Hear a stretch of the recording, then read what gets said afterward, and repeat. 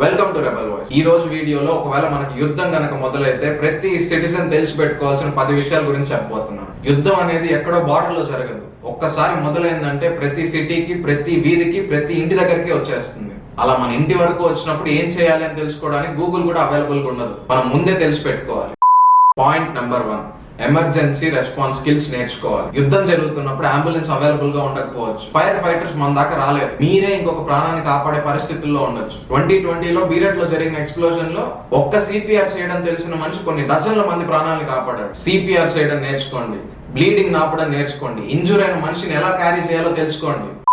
ఇంట్లోనే fire drills practice చేయండి. Earthquake times లో ఎలా రెస్పాండ్ అవ్వాలో పిల్లలకి నేర్పించండి. Local first aid work shops లో జాయిన్ అవ్వండి. వార్ టైంలో మీ చేతిలో ఇంకొక ప్రాణాన్ని కాపాడొచ్చు.